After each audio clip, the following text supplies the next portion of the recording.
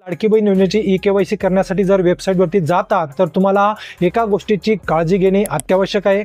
कारण की मित्रांनो, लाडकी बहीण योजनेची ई-के-वाय-सी करण्यासाठी जी महाराष्ट्र शासनाने वेबसाईट दिली आहे त्याच प्रकारच्या वेगवेगळ्या फेक वेबसाईटचा भरपूर सारा सुळसुळाट झाला आहे। तर मित्रांनो, जर तुम्ही लाडकी बहीण योजनेची के-वाय-सी करताना चुकीच्या वेबसाईटवरती जाऊन तुमचा आधार नंबर आणि तुमची माहिती जर का दिली तर तुमचं बँक अकाउंट खाली होऊ शकतं आणि तुमचा पर्सनल डेटा चोरी होण्याची इथे जास्तीत जास्त शक्यता आहे। त्याच्यामुळे मित्रांनो, तुम्हाला मी सांगेल त्याच वेबसाईटवर जाऊन तुम्हाला ई-के-वाय-सी करायचे आहे। तर मित्रांनो, मी काय सर्च केलं आहे, ladkibhin.maharashtra.gov.in।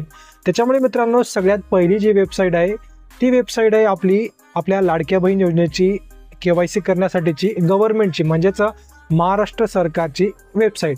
आता मित्रांनो, या वेबसाईट शिवाय जर तुम्ही खाली बघितलं तर राजपुरे डिजिटल नावाची एक वेबसाईट आहे, त्याच्यावर पण म्हणताय की लाडकीबहीण.महाराष्ट्र.गव्हर्नमेंट.in।